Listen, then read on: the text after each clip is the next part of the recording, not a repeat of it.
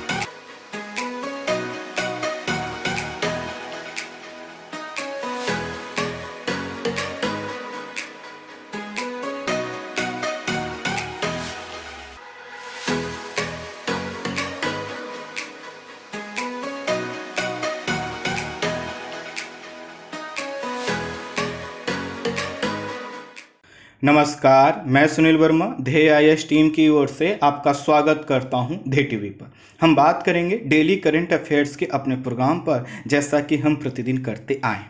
आज की वीडियो में हम बात करेंगे नए श्रम विधेयकों पर और समझने का प्रयास करेंगे आखिर नए श्रम विधेयकों का विरोध क्यों हो रहा है। आपको पता है, पहले से ही किसान वर्ग सड़कों पर आंदोलन कर रहा है। अब किसानों का साथ देने के लिए मजदूर और श्रमिक वर्ग भी जुड़ गया है। अर्थात हाल ही में जो नए श्रम विधेयक पारित किए गए हैं, इसके कुछ प्रावधान ऐसे हैं जो मजदूरों और श्रमिकों में चिंता उत्पन्न करते हैं, जिनका विरोध मजदूर और श्रमिक वर्ग अब सड़कों पर उतरकर किसानों के साथ कर रहा है। विपक्ष पहले से ही सरकार से नाराज है, क्योंकि जिस तरह से सरकार ने हाल ही में विधेयकों को पारित करवाया है, वह जो है कि उनका कहना, विपक्ष का कहना है, यह संसदीय परंपरा के अनुकूल नहीं है, तो साथ ही साथ वह किसानों के हित में नहीं है। लेकिन अभी जो आपको जानकर आश्चर्य होगा कि 2 दिन में राज्यसभा से 15 विधेयकों को पारित करवाया गया है, वो भी विपक्ष की अनुपस्थिति में। अर्थात विपक्ष संसद से बाहर आंदोलन कर रहा था और उसी समय सरकार ने 15 विधेयक पारित करवा दिए और उन्हीं विधेयकों में यह नए श्रम विधेयक भी शामिल है। तो इसी के कारण विपक्ष हो, सरकार या फिर जो है कि किसान हो या फिर जो है कि मजदूर या श्रमिक वर्ग हो, सभी क्या कर रहे हैं, विरोध प्रदर्शन कर रहे हैं, इस पे अपनी जो है कि बात रख रहे हैं। तो हमें समझना होगा आखिर इनके प्रावधान क्या हैं और ये किस प्रकार के आगे चलकर हमें चुनौतियों के साथ साथ संभावनाओं की एक लकीर दिखाते हैं। हमें किस ओर बढ़ना है, ये हमें डिसाइड करना होगा, लेकिन सबसे पहले इसके प्रावधानों को हमें समझना है।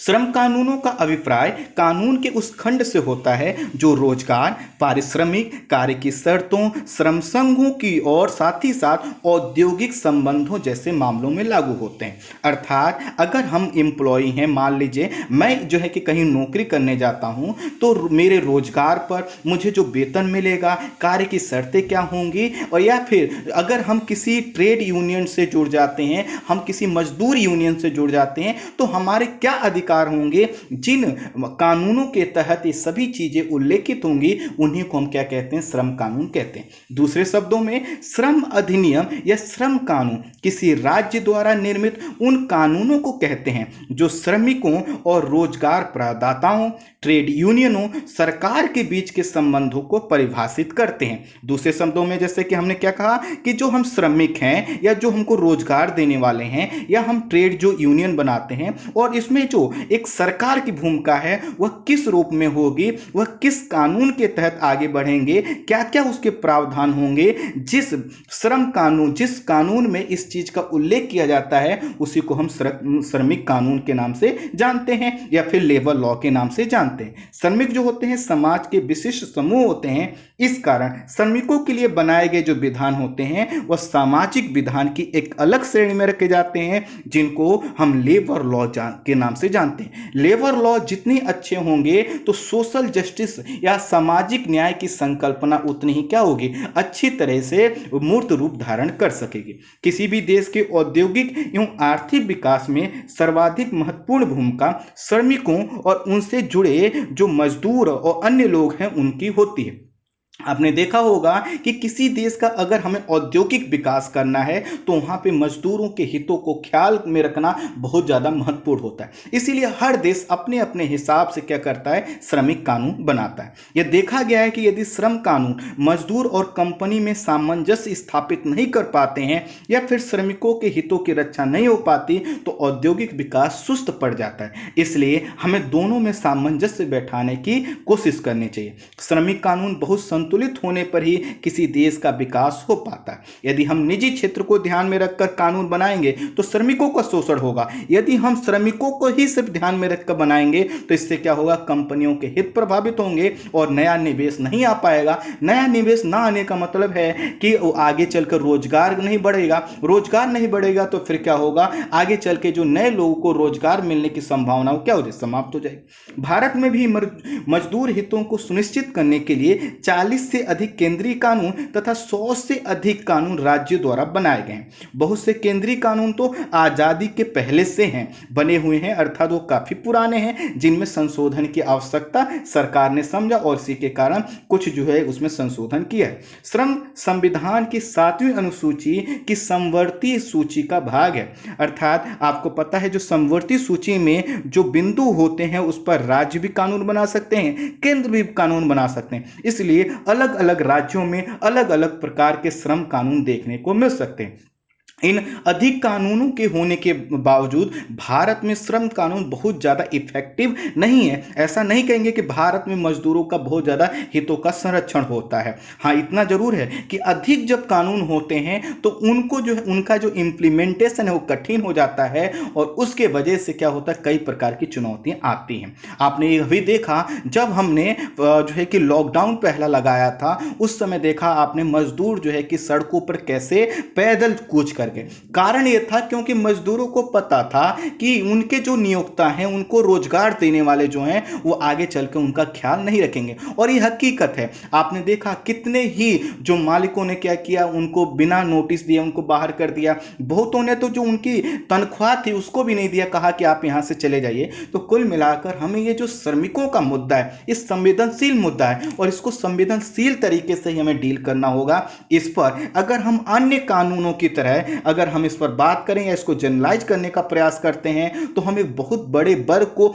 हमेशा पीछे रखने का प्रयास ऐसा कर रहे हैं। भारतीय श्रम कानूनों की आलोचना करते हुए कुछ आलोचक कहते हैं कि इससे अनावश्यक क्या होता है, जटिलता उत्पन्न होती है। वहीं कानूनों का जो समर्थन करने वाले लोग हैं उनका कहना है इन्हीं कानूनों की वजह से मजदूरों का जो थोड़ा बहुत अधिकार मिल पाता है, अन्यथा उनका शोषण बहुत ज्यादा होता।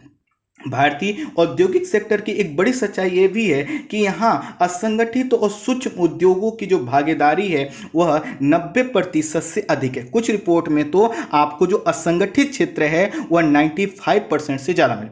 असंगठित क्षेत्र से तात्पर्य उस क्षेत्र से है जिसको लेकर कोई कानून हमारे पास नहीं है, जिसमें वह जो कानून काम करवाने वाला व्यक्ति है वह मजदूरों को कौन कौन सी सुविधाएं देगा, कौन कौन से लाभ देगा, यह निश्चित नहीं है। अर्थात उसके ऊपर कोई बहुत बड़ी कार्रवाई नहीं हो सकती, उस पर कोई बहुत ज्यादा रेगुलेशन लागू नहीं होते हैं। तो सोचिए 90 से 95% तो हमारे श्रमिक असंगठित क्षेत्र में, जो बचे हुए हैं वो संगठित क्षेत्र में। लेकिन अगर संगठित क्षेत्र के मजदूरों के हितों की भी अनदेखी की जाती है तो स्वाभाविक है वो सड़क पर क्या होंगे, उतर आएंगे। यह असंगठित क्षेत्र कम मजदूरी, कानूनी सुरक्षा का अभाव तथा अस्थायी रोजगार वाला है, जहां श्रमिक हितों का ख्याल नहीं रखा जाता, जिससे उनका क्या होता है, शोषण होता है। इसीलिए कहा जाता है कि भारत में जितना ही असंगठित क्षेत्र है उसको संगठित क्षेत्र में जितने जल्दी कन्वर्ट कर लिया जाएगा अच्छा हो। लेकिन संगठित क्षेत्र में कन्वर्ट करने के लिए क्या करना होगा, नियम बनाना होगा। और अभी के जो प्रावधान है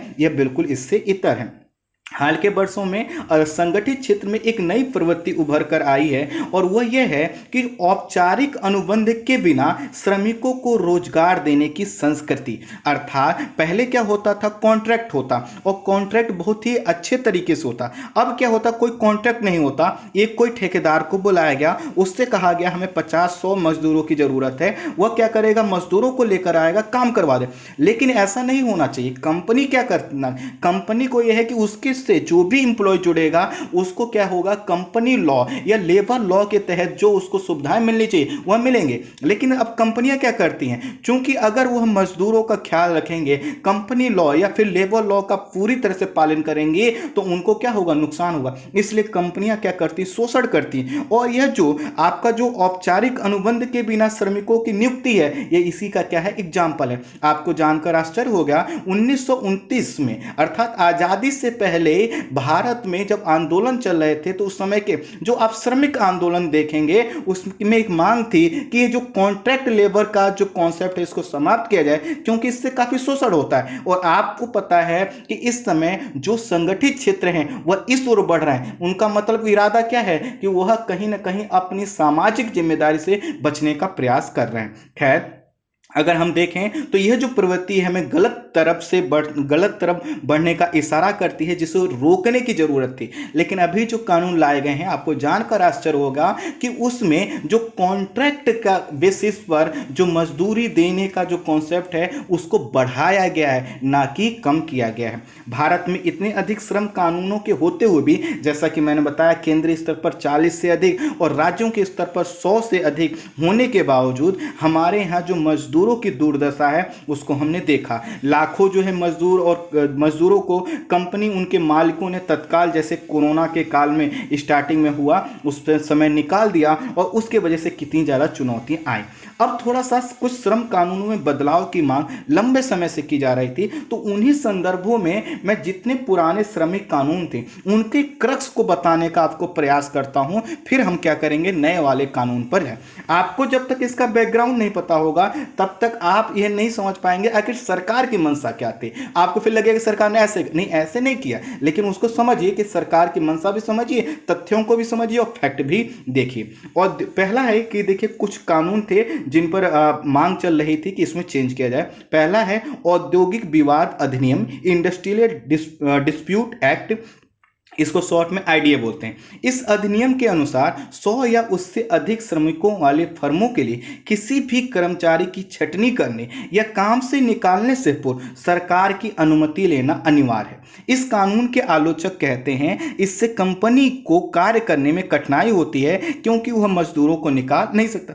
वहीं जो मजदूर संगठन है उनका कहना है यदि इस प्रकार के प्रावधान ना हो तो कंपनियां मजदूरों की मनमानी नियुक्ति और छटनी करती रही।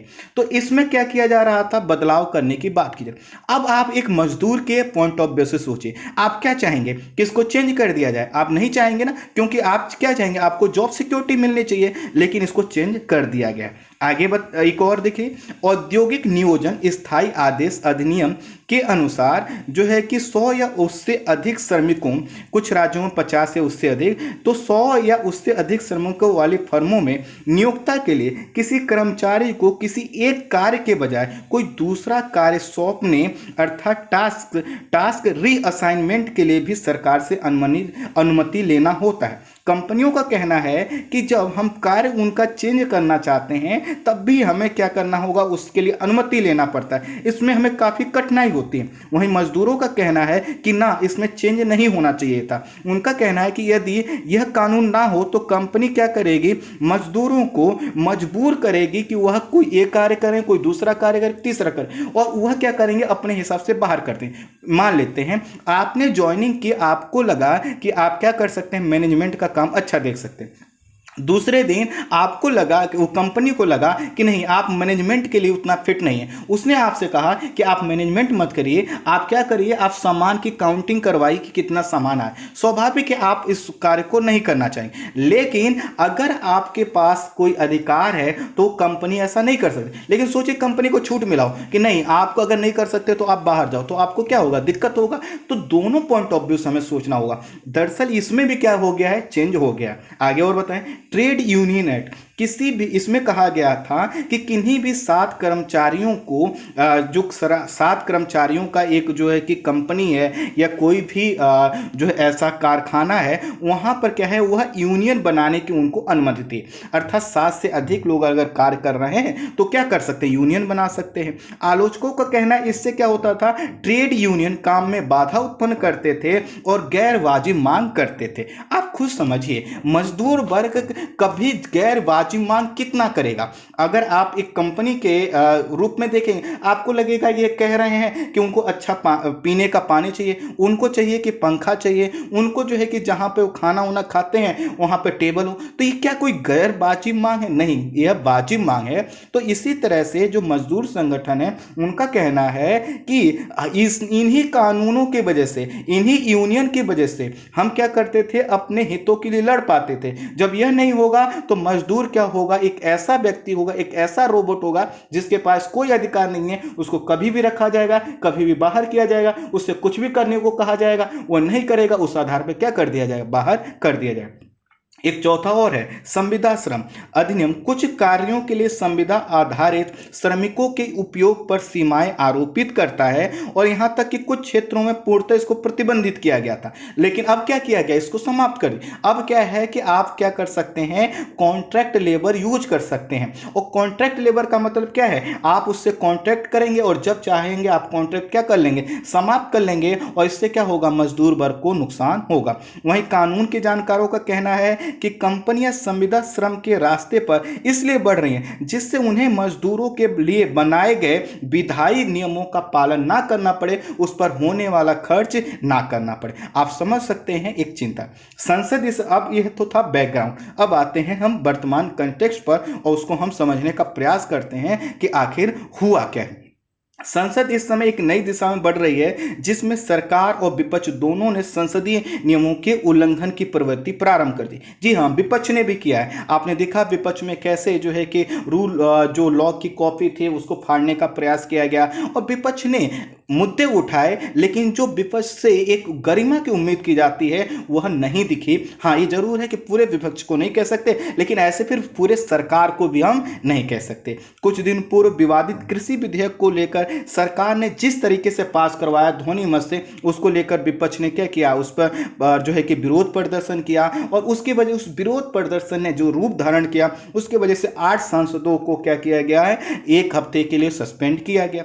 14 सितंबर से मानसून सत्र प्रारंभ हुआ और कई तरह के फेरबदल इसमें किए गए और इसके वजह से क्या हुआ, विपक्ष ने इसमें जो मुद्दे थे उसको उठाते हुए अपने आप को कार्यवाही से अलग किया है और विपक्ष की अनुपस्थिति में सरकार ने राज्यसभा में ताबड़तोड़ 15 बिल पास करवाए, जो कि एक गलत परंपरा है। गलत परंपरा इसलिए है कि संसद का निर्माण कानून का वह एक पंचायत के रूप में इसीलिए किया गया है ताकि उस पर डिबेट हो सके, बातचीत हो सके, उस पर विस्तृत डिस्कशन हो सके। आप कहेंगे कि लेबर लॉ के लिए तो स्टैंडिंग कमेटी बननी थी, कमेटी के पास वह क्या गया था, जो है कि विधेयक गया था वहां से पास हो गया। लेकिन एक चीज समझिए कि जो समितियों की रिपोर्ट होती है वह क्या होती है, मैंने आपको बताया था पिछले वीडियो में, वह सिर्फ क्या होती है, सिफारिश के रूप में होती है। और जब सिफारिश के रूप में है तो जब वह मतदान हो तो कहां पे हो, संसद में जब हो तो उस समय क्या है, विपक्ष का रहना जरूरी है। बहुत से ऐसे प्रावधान होते हैं जिन पर सरकार ने ध्यान नहीं दिया होता है और विपक्ष क्या करता है, अपने विरोध प्रदर्शन के माध्यम से उन चीजों को शामिल करवाता है। तो इससे क्या होता है कि हर वर्ग, हर समुदाय की चिंताएं सामने आ पाती हैं और जब सर्वसम्मति थे या फिर जो है कि पूरे डिस्कशन के बाद जब इस प्रकार के विधेयक बनते हैं तो क्या होते हैं, उसकी एक्सेप्टेंस क्या होती है, ज्यादा होती है। लेकिन अगर सोचिए विपक्ष ही नहीं है और हमने क्या किया, विधेयक पारित करवा दिया, इसका मतलब क्या है, आज बीजेपी है, कल कांग्रेस या कोई अन्य दल, ये क्या होगा, एक गलत परंपरा की ओर हम बढ़ रहे हैं। इन विधेयकों में 3 विधेयक श्रम कानून से जुड़े हैं जिनके नए प्रावधानों ने मजदूरों को निराश किया है और किसानों के बाद मजदूर भी अब क्या हो, सड़कों पर उतरे। कौन कौन से विधेयक हैं? पहला है सामाजिक सुरक्षा बिल 2020, इंग्लिश में भी इसको लिखा हुआ है, औद्योगिक संबंध संहिता बिल 2020 और स्वास्थ्य एवं कार्यदशा संहिता बिल 2020। ये 3 बिल हैं, इनको तीनों को पारित करवा दिया गया। मंगलवार को लोकसभा में केंद्रीय श्रम मंत्री संतोष संतोष गंगवार ने विधेयकों को मंगलवार को प्रस्तुत किया। अब ये राज्यसभा से भी पारित हो चुके हैं। तो जब इनको प्रस्तुत कर रहे थे तो उन्होंने कहा कि केंद्रीय मंत्री श्रम मंत्री संतोष गंगवार जी ने कहा कि 73 साल के इतिहास में पहली बार इस प्रकार की अर्थात इतने बड़े श्रम कानून में बदलाव किए जा रहे हैं जिससे नियोक्ता और श्रमिकों दोनों के लिए अनेक प्रावधान किए गए हैं और दोनों को क्या होगा, फायदा होगा। अब आपको लगेगा कि सरकार ने तुरंत डिसीजन लिया, नहीं। दरअसल क्या हुआ है कि जो श्रम कानून में परिवर्तन का प्रारंभ वर्तमान सरकार द्वारा वर्ष 2014 में किया गया था, जिसके तहत 44 श्रम कानूनों को 4 लेबर कोड में अर्थात लेबर कोड बिल में बदलना था और ये हो चुका है। तो अब पहले ही 12 जो लेबर लॉ थे उनको जो है कि बदला जा चुका है या उनको किसी कोड में शामिल किया जा चुका है, और अभी जो हाल ही में पारित किए गए हैं 3 बिल, इनके माध्यम से और जो बचे हुए थे उनको जोड़ दिया गया। संतोष कुमार गंगवार ने बताया कि पहला कोड जो था वह था पहला जो कोड था कोड ऑन वेजेस था। तो कोड ऑन वेजेस बिल जो था वह अगस्त 2019 में ही सदन द्वारा क्या किया जा चुका है, पारित किया जा चुका है। तो यहाँ पर इसकी तो बात होगी नहीं, ये पहले ही क्या है कि जो आपका कोड ऑन वेजेस बिल है ये पहले पारित हो चुका है और इसके माध्यम से सरकार का कहना है कि 50 करोड़ श्रमिकों को न्यूनतम मजदूरी समय पर देने का प्रावधान किया गया। तो हमें इस पर बात नहीं करनी। आपको पता है कि कोरोना काल में जो श्रमिकों को जो है कि न्यूनतम मजदूरी मिलने की बात थी या जब वो सड़कों पर चल रहे थे तो कितनी सच्चाई थी वो अलग चीज है। हमें समझना है जो अभी 3 विधेयक पारित किए, 3 कौन कौन से, औद्योगिक संबंध कोड विधेयक 2020, इसमें क्या गया, पुराने 30 श्रम कानून शामिल कर दिया गया। स्वास्थ्य और कार्य शर्त कोड 2020 में इसमें 13 श्रम कानून पुराने शामिल कर दिया गया है और सामाजिक और व्यावसायिक सुरक्षा कोड में 9 जो है कि पुराने श्रम कानूनों को शामिल कर। कुछ जो है कि टाइपिंग एरर है, आप इस पर चिंता मत कीजिए, आप मुझे सुनने पर थोड़ा ज़्यादा ध्यान दीजिए। मैं ये जो टाइपिंग एरर है पीडीएफ आपको सही करके दे दूंगा। अब देखिए हमने क्या कहा कि जो सरकार है वर्ष 2014 में जब आई तो उसने कहा मैं लेबर लॉ में रिफॉर्म करना है, सुधार करना है, और सुधार करने के लिए उसने क्या किया कि पहले ही एक बिल जिसको मैंने बताया कोड ऑफ वेजेस बिल का, उसको पारित कर दिया गया। अब बचे हुए थे 3 कोड और इनको भी क्या कर दिया गया, अब पारित कर दिया गया और इसमें जो श्रम कानून थे उन सभी को क्या कर दिया गया, शामिल कर दिया गया। अब हमें समझना ये होगा कि आखिर यह जो कोड है, इन बिल हैं, इनके प्रावधान क्या है। हालांकि यह जो कोड 3 प्रस्तुत किए गए हैं इनको लेकर जो है कि इसमें कहा गया है कि जो असंगठित क्षेत्र के लिए कार्य करने वाली एक संस्था है वर्किंग पीपुल्स जो है कि उसने कहा है कि इन विधेयकों के संदर्भ में यह मजदूर विरोधी हैं और कहा है कि सरकार का इरादा श्रम सुरक्षा के ताबूत में आखिरी कील ठोकना है। अर्थात इन्होंने क्या किया है कि जब श्रम सुधार में या श्रम सुरक्षा को बढ़ाने के लिए हमें जो प्रयास करना था अब वो नहीं हो पाया। पहले ताबूत जो है कि उन्होंने बंद किया, अर्थात श्रम सुधार में जो सुधार हो सकते थे उसको ताबूत में बंद कर दिया, ऊपर से क्या कर दिया, कील भी ठोक दिया, अर्थात अब ये डब्बा नहीं खुल सकता है। विपक्षी दलों ने कहा कि यह कानून पूंजीपतियों और उद्योगपतियों को ध्यान में रखकर बनाए गए हैं और ये सब क्या है, मजदूर विरोधी हैं। टाइपिंग एरर ज़्यादा है लेकिन मैं इसलिए कह रहा हूँ आप परेशान मत होइए, मैं इसको जो है कि एडिट करके दे दूंगा, आप मुझे सुनने और समझने का प्रयास करिए। देखते हैं आइए आखिर विधेयकों के जो महत्वपूर्ण प्रावधान है वो है क्या। तो ऊपर जो मैंने 3 जो बिल बताए उन्हीं के मुख्य प्रावधानों पर हम बात करेंगे जिनको लेकर चिंताएं काफ़ी ज़्यादा हैं। पहला है कि इसके माध्यम से हड़ताल करने के अधिकार को सीमित करने वाले प्रावधान किए गए हैं जिससे कंपनियों के काम में गिरावट ना आ सके, क्योंकि हड़ताल होता है तो इससे क्या होता है, कंपनियों को काम बाधित होता है। अब कामगार 60 दिन के नोटिस के बिना हड़ताल पर नहीं जा सकते। अब सोचिए, आप 2 तरह से सोचिए, अगर आप कंपनी चलाते हैं तो आपको क्या लगेगा, ये बहुत अच्छा लगेगा। अगर आप क्या हैं, मजदूर हैं, तो आपको क्या होगा, इसमें दिक्कत होगी। दिक्कत इसलिए होगी क्योंकि अगर आप सोचिए 2 महीने बाद का आप नोटिस देंगे कि हम 2 महीने बाद हड़ताल करेंगे, क्या जो मजदूर हैं, जो आंदोलन करने वाले लोग हैं, उनके अंदर इतनी ऊर्जा बचेगी? तब तक को बात आई और गई हो जाती है। इसलिए जो यह प्रावधान किया गया है इसको लेकर कुछ लोग चिंतित हैं। इसके अलावा ये भी कहा गया है कि ट्रिब्यूनल में जब केस चल रहा हो तो केस के दौरान या कार्रवाई खत्म होने के 60 दिन तक हड़ताल पर रोक लगाई गई। अर्थात ये कहा गया कि मान लीजिए किसी बात को लेकर जो ट्रेड यूनियन है, कंपनी में कोई विवाद हुआ, केस हुआ, तो आप केस के दौरान भी नहीं कर सकते। फिर जब जजमेंट आएगा तो जजमेंट आने के 2 माह बाद तक आप नहीं कर सकते, विरोध नहीं कर सकते। अब सोचिए 2 माह बाद नहीं करेंगे तो क्या साल भर बात करेंगे। और इससे क्या होता है, इससे यह पता चलता है कि जो ये यूनियन है, मजदूर यूनियन, इनको क्या करना, सीमित करने का प्रयास किया। हम ये कह सकते हैं कि इससे क्या हुआ, कंपनियों को फायदा। लेकिन सोचिए अगर कंपनी को चलाने वाला गलत व्यक्ति है, उसका इरादा शोषण करने का है, मजदूर हितों का ख्याल नहीं रखने वाला है, या फिर वह एक ऐसा वर्ग से आता है जिसके अंदर संवेदनशीलता कम है, तो क्या कर सकता है, उसका इन प्रावधानों का गलत यूज कर सकता है कि नहीं कर सकता। यही बात आज के जो मजदूर वर्ग है, श्रमिक वर्ग है, प्रमुख तरफ से उठा रहे हैं। खैर, इसमें कहना है कि मजदूर संगठनों का कहना है इससे क्या होगा, कंपनियों की जो है कि मनमानी बढ़े।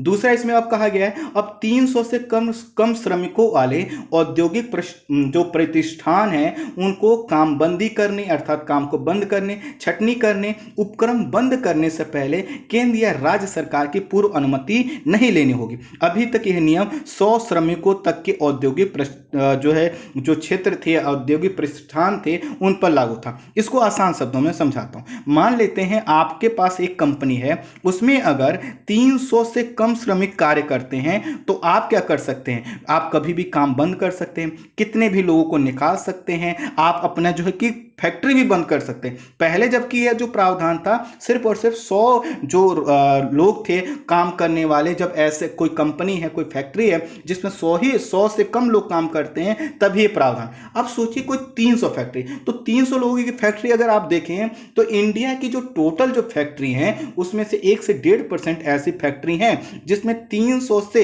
अधिक जो है कि क्या करते हैं, काम करते हैं। अब सोचिए वो अपनी संख्या कम कर लें तो कम करने के बाद क्या करेंगे, फिर उनकी मनमानी बढ़ेगी कि नहीं, वो जब चाहेंगे क्या करेंगे, श्रमिकों को बाहर कर देंगे। इसी का विरोध कर रहे हैं जो श्रमिक हैं, जो मजदूर वर्ग हैं। उनका कहना है कि यहां पे हमें जॉब सिक्योरिटी चाहिए थी, यहां पर तो क्या हुआ, हमारे ऊपर हमेशा तलवार लटकी रहेगी, हमें कभी भी क्या किया जा, बाहर किया जा सकता है, और जब बाहर किया जाएगा विदाउट नोटिस किया जाएगा, कभी भी किया जा सकता है, क्योंकि कंपनी या जो फैक्ट्री है उसको सरकार से भी अनुमति लेने की आवश्यकता नहीं।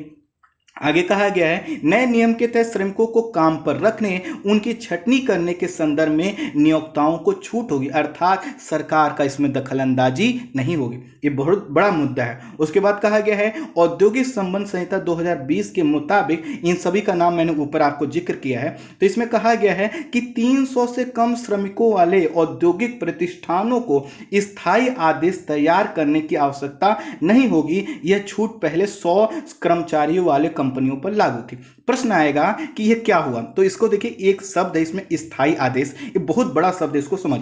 स्थायी आदेश का अर्थ औद्योगिक प्रतिष्ठानों में कार्यरत जो श्रमिकों की आचार नियमावली है उसको तैयार करने में होता है। इसको आसान शब्दों में मैं समझाऊं तो जो श्रमिक होते हैं वह किस तरह से कार्य करें, उनके ऊपर कौन कौन से जो कि कंपनी के प्रोटोकॉल लागू होंगे, किस तरह से कार्य करना चाहिए, तो जो रूल है, इस रूल के संदर्भ में कहा गया है कि यदि 300 से कम श्रमिक वाले प्रतिष्ठान है तो उनको ऐसा स्थायी आदेश जो है तैयार करने की आवश्यकता नहीं, वह जब चाहें क्या कर सकते हैं, अपनी सेवा कंडीशन चेंज कर सकते हैं। फॉर एग्जांपल कि मैं एक मजदूर हूं, मैं किसी कंपनी में गया, पहले मुझसे कहा गया कि आप इतने बजे से इतने बजे तक काम करेंगे, यहां खाना खाएंगे, ऐसे ऐसी कार्य की दशाएं होंगी। फिर क्या हुआ, कुछ दिन बाद चेंज कर दिया। मैंने कहा ये क्यों किया, तो उन्होंने कहा हम कर सकते हैं क्योंकि इसके लिए हमें क्या है, स्थायी आदेश तैयार करने की आवश्यकता नहीं, ये हमारे मर्जी के ऊपर है, क्योंकि अब जो नए श्रम कानून आए उसके तहत ये प्रावधान, जबकि ये ठीक नहीं है। इससे क्या होगा, इससे क्या होगा कि कंपनी किसी व्यक्ति, किसी एम्प्लॉय पर अपनी शर्तें थोपेगी और वह क्या करेगी, उन शर्तों पर अगर व्यक्ति फिट नहीं बैठेगा, क्योंकि हर शर्त पर हर व्यक्ति फिट नहीं हो सकता, उसको क्या किया जाएगा, बाहर किया जाएगा। उद्यमी, इसमें आगे कहा गया है कि उद्यमी को यूनिट चलाने के लिए अब सिर्फ एक जो है कि रजिस्ट्रेशन कराना होगा, अभी तक 6 प्रकार के रजिस्ट्रेशन कराना होता। तो देखिए जो रजिस्ट्रेशन है वह क्या थे, किसी चीज पर नियम थे, वह लेबर लॉ से संबंधित हो सकते थे, इन्वायरमेंट लॉ से संबंधित हो सकते थे, तो इससे क्या होता था, जो कंपनियों की जो रिस्पॉन्सिबिलिटी है वो तय होती थी, लेकिन इससे क्या होता था, डिले भी होता था। तो कहीं ना कहीं अगर ऐसा किया गया तो इसमें कोई बहुत बड़ी दिक्कत नहीं है, अच्छी चीज है कि अर्थात हमें अगर ईज ऑफ डूइंग में बढ़ना है तो हमें क्या करना होगा, ऐसे प्रावधानों को लाना होगा। लेकिन इसमें कहा गया है कि श्रम संबंधी संहिता के पालन को लेकर अर्थात जो लेबर लॉ को लेकर उन्हें जो रिटर्न दाखिल करना होता था, पहले 8 रिटर्न दाखिल करना होता था कि हमने इस लेबर लॉ के तहत ये कार्य किया, हमने ये आउटपुट दिया, हमने अपने तरफ से ये प्रयास किया। अब उन्हें सिर्फ क्या करना होगा, एक जो है कि रिटर्न दाखिल करना होगा कि हमने इन जो है कि लेबर लॉ के तरफ से यह कार्य किए हैं। आप समझ सकते हैं इसमें क्या हुआ है, कंपनियों को छूट दी। तो कंपनियों के पॉइंट ऑफ व्यू से पॉइंट बहुत अच्छा है, लेकिन अगर मजदूरी को पॉइंट ऑफ व्यू से देखें अर्थात उनके अधिकारों के पॉइंट ऑफ व्यू से देखें तो कहीं ना कहीं ये चिंताजनक है। इसमें ये कहा गया है कि अगर आप सोचिए कि अगर आपको जहां आप कार्य करते हैं वहां के जो मालिक हैं, जो आपको रोजगार देने वाले, उनके ऊपर कोई ऐसा दबाव नहीं तो क्यों करेंगे। इसमें यह भी कहा गया है कि श्रम इंस्पेक्टर बिना बताए यूनिट का निरीक्षण नहीं कर सकते। पहले तक क्या था, फैक्ट्री को, कंपनी को डर रहता था कि हाँ कोई भी इंस्पेक्शन हो सकता है, कभी भी हो सकता है, तो थोड़ा हमें जो कार्य की दशाएं हैं या जो वहां पर जो सुविधाएं उनको मेंटेन करना। अब तो यहां पर नहीं, ऐसा हो ही नहीं सकता। तो सोचिए क्या कंपनी के जो मालिक होते हैं क्या वह इतने संवेदनशील होते हैं कि मजदूरों के लिए इतना ख्याल रख सकें? मेरे हिसाब से तो नहीं। आगे कहा गया है कि सामाजिक सुरक्षा कोड बिल 2020 के तहत स्वास्थ्य सुरक्षा अधिकार को 566 जिलों से बढ़ाकर 740 जिलों में लागू करने की बात की गई है। अर्थात जो उनको स्वास्थ्य सुरक्षा का अधिकार मिला था उसके तहत जो कंपनियां थी उनके जो दायरा था अब जिलों की संख्या को बढ़ा। लेकिन आलोचकों का कहना है कि जब इससे के तहत सिर्फ बहुत बड़ी कंपनियां जब शामिल होंगी तभी तो लाभ मिल पाएगा, क्योंकि छोटी कंपनियों के संदर्भ में तो अभी मैंने बताया कि 300 से कम एम्प्लॉय वाले जो कंपनियां हैं उन पर तो काफ़ी शिथिल हो गया है। तो उन्होंने कहा कि आप जिले भले कितने बढ़ा दो, लेकिन जब वहां पे बड़ी कंपनियां होंगी तभी तो आपके प्रावधान लागू होंगे और तभी उनको लाभ मिल पाएगा। तो जब कंपनियां ही बड़ी नहीं हैं और साथ ही साथ छोटी कंपनियों में मजदूर हितों का ख्याल कोई रखने वाला नहीं है तो ये कैसे होगा। 300 से इसमें यह भी कहा गया है कि 300 श्रमिकों की सीमा का मतलब है कि 90% जो हमारे 98% जो उद्योग हैं इससे बाहर हो गए। आप समझ सकते हैं कि हमारे यहाँ जो असंगठित क्षेत्र है वो पूरी तरह से बाहर है। सरकार का कहना नहीं ऐसा नहीं है, सरकार ये भी कह रही है कि असंगठित क्षेत्र में काम करने वाले लगभग 40 करोड़ श्रमिकों के लिए सामाजिक सुरक्षा फंड का निर्माण किया जाएगा तथा उन्हें जो यह सामाजिक सुरक्षा के तहत जो अभी विधेयकों में प्रावधान किए गए हैं उसकी सुविधा प्राप्त होगी। सरकार ने भी कहा है कि यह प्रावधान के खतरनाक क्षेत्रों में कार्य करने वाले श्रमिकों को अनिवार्य रूप से यह जो आपका पूरा जो सामाजिक सुरक्षा के जो बिल हैं इनके तहत उनमें जरूर जोड़ा जाएगा।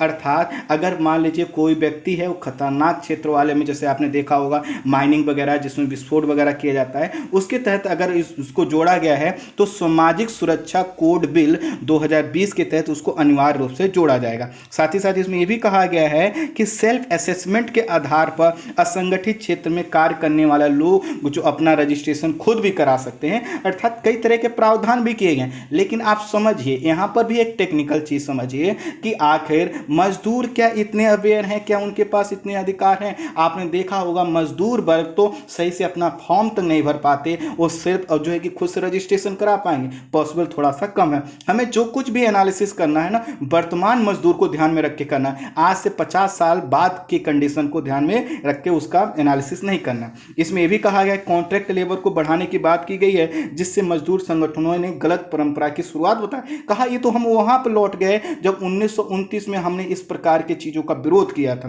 प्रावधानों को इस तरह से बनाया गया इससे वर्क फ्रॉम होम को बढ़ावा मिलेगा। आप कहेंगे अच्छी बात है, लेकिन नहीं, वर्क फ्रॉम में क्या होता है कि कर्मचारियों को कोई सुविधा नहीं दी जाती। काम क्या होता है, काम का प्रेशर उस पर ज्यादा रहता है। प्रवासी मजदूरों का जो डेटा रखने के लिए लेबर ब्यूरो बनाए जाने की भी बात कही गई है। और सभी राज्यों और विभागों से प्रवासी मजदूरों का डेटा लिया जाएगा तथा प्रवासी श्रमिकों को साल में एक बार अपने मूल निवास पर जाने के लिए सरकार की तरफ से सुविधा मुहैया कराई जाएगी। ये कहा गया, ये काफी अच्छी चीज है।